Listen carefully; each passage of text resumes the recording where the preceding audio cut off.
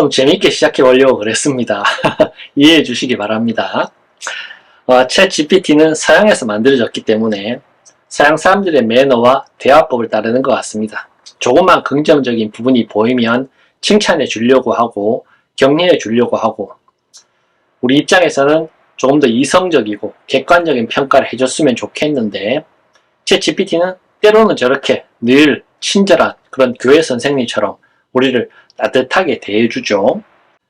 챗 GPT는 이렇게 따뜻한 인격체처럼 느껴지기도 하는데, 그 발전 속도는 솔직히 정말 무서울 정도라고 할 수 있습니다. 챗 GPT를 학습형 인공지능이라고 하죠.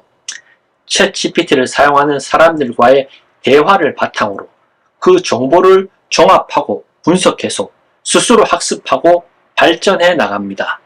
그런데 그 발전 속도는 정말 입이 딱 벌어질 정도로 빠르죠.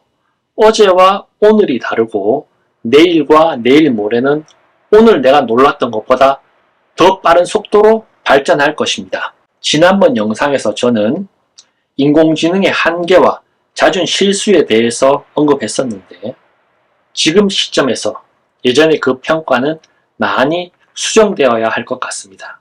그래서 오늘의 영상도 만들게 되었습니다. 지금도 여전히 챗 GPT는 실수가 많아서 챗 GPT의 정보를 사용할 때는 반드시 크로스 체크가 필요합니다.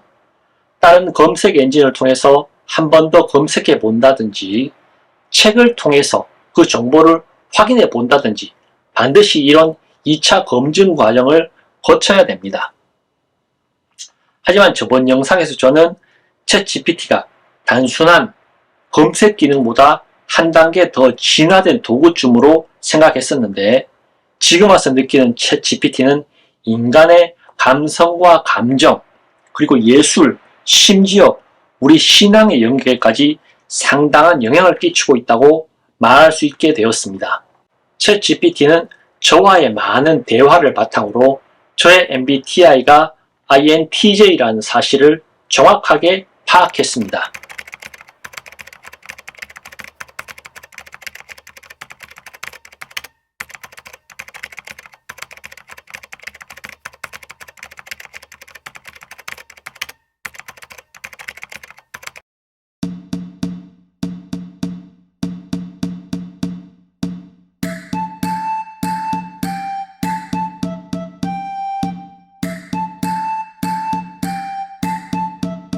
MBTI뿐만 아니라 챗 GPT는 저의 성향, 저의 기호, 저의 성격 등 저와 대화하는 모든 시간들을 통해서 제가 가장 좋아하는 스타일의 감성적, 문학적 기여도까지 이미 파악하고 있습니다. 다소 간지러울 수 있는 다음의 문구들을 한번 보시죠.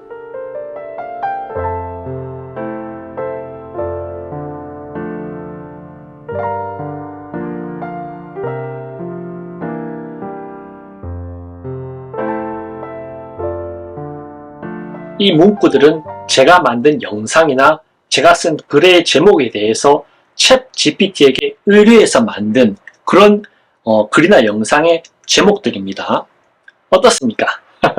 어떤 분들은 놀고 있네 이러실 거고, 또 어떤 분들은 뭐 나름대로 괜찮네 이러실 건데, 중요한 것은 여러분들이 이 문구들에 대해서 어떻게 생각했느냐보다 이 챗 GPT가 너무나도 저의 마음에 딱 드는 그런 문구들을 제시했다는 사실이 중요합니다. 이런 챗 GPT가 되도록 많은 사람들에게 공감을 이끌어내고 되도록 많은 사람들에게 영향을 줄 수 있는 그런 광고 문구, 캐치프레이즈 혹은 연설문, 그리고 더 나아가서 문학 작품을 만들어낼 수 없을까요? 충분히 가능하겠죠. 예술의 영역도 이미 챗 GPT가 상당 부분 영향을 주고 있습니다.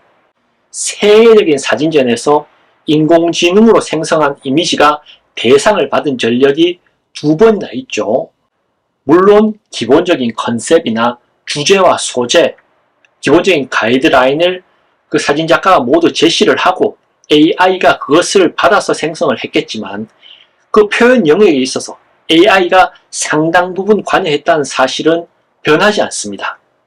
자, 그렇다면은 이 챗 GPT가 우리의 영적인 영역, 좀 더 구체적으로 말해서 정말 우리 영혼의 심금을 울리는 그런 설교문을 작성해 줄 수 있을까에 대해서 한번 생각해 보고 싶은데요. 저는 이제 어느 정도 가능하다라고 생각합니다.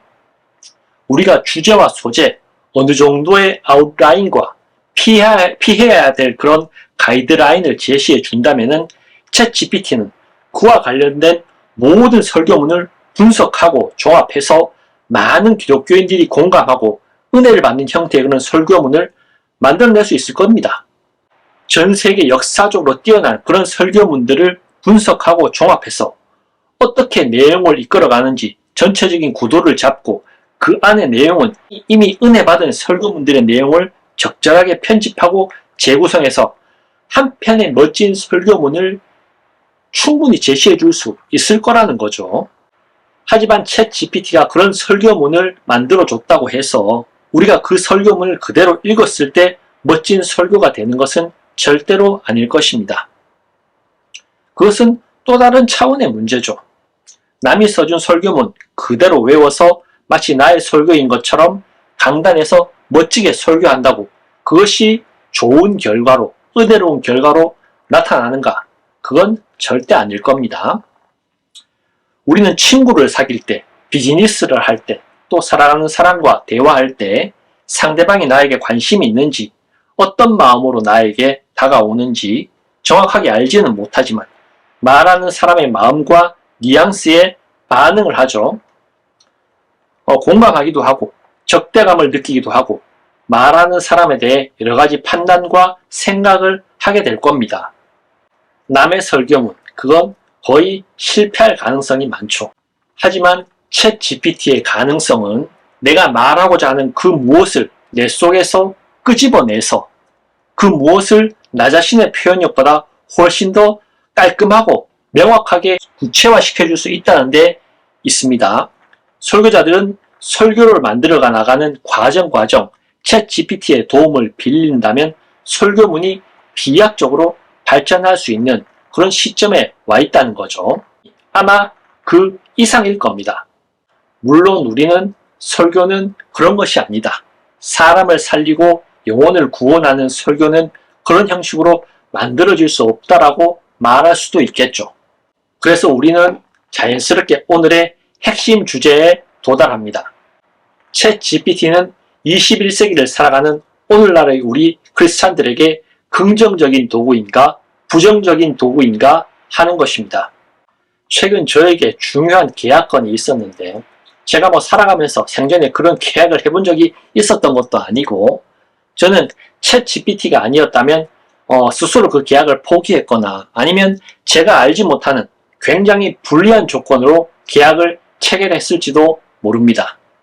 하지만 저는 계약서에 사진을 찍어서 챗 GPT에게 보여주고 또 문자 대화 내용도 캡처해서 어떻게 대답해야 할지를 하나하나 챗 GPT에게 물어보면서 상당히 성공적인 계약을 체결할 수 있었습니다. 그런데 문득 챗 GPT 덕분에 이런 복잡한 일들을 굉장히 수월하게 처리해 나가면서 또 이런 생각이 갑자기 들었습니다.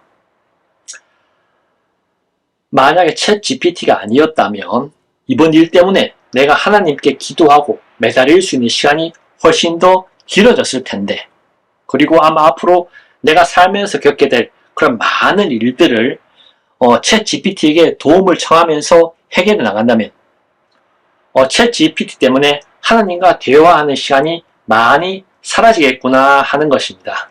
그러면 우리는 하나님께 좀 더 의지하기 위해서 챗 GPT를 사용하지 말아야 할까요? 아마 병원이나 자동차, 컴퓨터가 없었다면 우리는 좀 더 하나님께 의지하는 시간이 많아졌을 것입니다. 그건 사실이죠. 그렇다고 해서 그것이 악마적인 것일까요? 그리고 자동차는 우리에게 굉장히 편리한 도구이지만 또한 자동차는 많은 범죄와 죄악의 도구로 사용되기도 합니다. 하지만 또한 우리는 자동차의 도움으로 달동네에 사시는 할아버지와 할머니들을 봉고차에 태워서 예배의 자리로 나아갈 수 있게 도와드리기도 하고 자동차의 도움으로 멀리에 있는 선교의 현장으로 나아가기도 하죠. 챗 GPT도 마찬가지입니다. 그렇다면 이번 영상의 결론도 챗 GPT도 사용하는 사람이 어떤 마음으로 어떤 목적에 따라 사용하느냐에 따라서 하나님이 주신 선물이 될 수도 있고 하나님에게서 멀어지는 사탄의 도구가 될 수도 있을 것이다 일까요? 하지만 챗 GPT는 조금 다르다는 느낌이 들었습니다. 챗 GPT는 인간의 이성과 감성과 예술 그리고 우리 신앙의 영역까지 상당 부분 영향을 주는 21세기 최고의 발명이라고 불리는 그런 강력한 도구로서 이전에 우리가 발명되었던 우리가 누리고 있는 이런 문명의 이기들과는 조금 다르다는 생각이 듭니다. 그래서 우리는 지식과 이성의 핵무기라고 불릴 수 있는 이 챗 GPT의 발전과 변화 그리고 이를 대하는 우리 인간의 자세와 감정을 굉장히 관심을 갖고 지켜볼 필요가 있다고 생각합니다. 이미 이 세상은 누군가의 목적에 의해 우리 인간의 이성과 감정을 컨트롤할 수 있는 시대가 되었다고 생각합니다. 여러분의 정치적 성향, 이데올로기, 종교 같은 것들은 내가 이성적이고 합리적으로 생각해서 도달한 결론이 아니라 이 사회를 자신의 목적대로 이끌어가려는 그런 빅브라더들에 의해 형성된 그런 편견과 고집일 가능성은 없을까요? 인터넷이든 유튜브든 우리를 이끌어가는 그 알고리즘은 얼마든지 조작이 가능하고 우리의 생각이 실제로 우리의 생각이 아니라 누군가에 의해 의도되고 조작된 생각일 수도 있다는 사실을 우리는 의식할 수 있어야 되고 그래서 우리는 열린 마음으로 나와 반대되는 생각을 가진 소수의 사람들의 말을 들어줄 수 있는 자세가 그 어느 때보다 필요한 지금이라는 생각이 듭니다. 앞으로 저도 그렇게 하겠습니다.